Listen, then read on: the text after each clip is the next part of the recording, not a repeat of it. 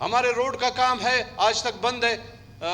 کہ جی ہم نے اس میں پیٹرول کے مد میں پیسے کاٹ کے بلوچستان کے روڈز بنا رہے ہیں، وہ بھی نہیں ہو رہا ہے. باقی چیزوں پہ ہم نے یہاں پہ کتنے قراردادیں ہم نے وفاق کو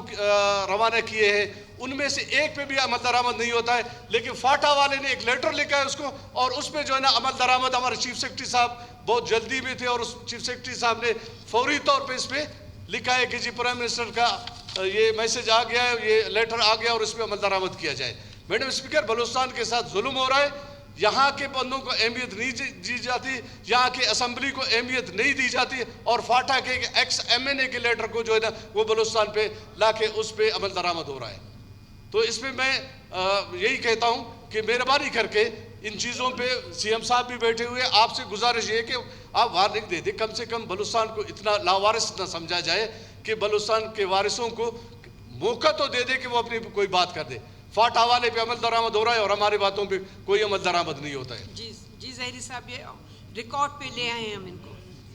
جی میڈم اسپیکر، دیکھیں اس صوبے میں دو چیزیں ہیں، یہ الگ الگ چیزیں ہیں، لیکن بدقسمتی سے یہ جو سابقہ ایم این اے نے فاٹا سے لکھ کر اپنی ڈومین یہاں پہ مسلط کرنے کی کوشش کی ہے، یہ تو انتہائی تشویشناک بات ہے بلوچستان کے نمائندوں کے لیے، اس اسمبلی کے لیے سوالیہ نشان ہے کہ آج ایک سابقہ ایم این اے فاٹا سے لکھ رہا ہے اور وزیر اعظم فوری امیڈیٹ بیس پہ ڈائریکٹیوز ایشو کرتا ہے اور اس میں امپلیمنٹ ہوتی ہے.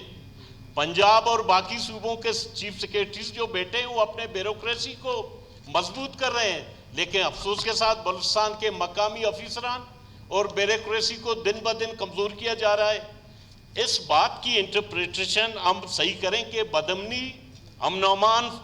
کو سنبھالنے کے لیے لیویز اور پولیس ہے، لیکن انسرجنسی کے لیے کاؤنٹر ٹیررزم جو ڈپارٹمنٹ فورس ہے اس سے کوئی سوال نہیں کرتا ہے کہ آپ نے انسرجنس کے خلاف یا انسرجنسی کے خلاف کتنی کارروائیاں کی ہیں. اربوں کربوں روپے کے حساب سے اس کو فنڈ ملتی ہے، لیکن آپ اے اور بی ایریا میں ہم پسے ہوئے ہیں. ہم یہ دو مسائل کو غلط انٹرپریٹ کر رہے ہیں جو کہ قابل افسوس ہے. میں شدید احتجاج کرتا ہوں کہ ایک سابقہ فاٹا کے ایم این اے کے کہنے پر بلوچستان کے عوامی نمائندگی کی رائے کو پیروں تلے روندا جا رہا ہے. اس پہ اپوزیشن جماعتیں بلکہ میں تمام سیاسی جماعتوں کو کہتا ہوں کہ اگر بلوچستان کے اختیارات فاٹا اور کے پی کے ہاتھوں میں ہیں تو ہمیں بیٹھنے کا کوئی حق نہیں ہے اس اسمبلی میں.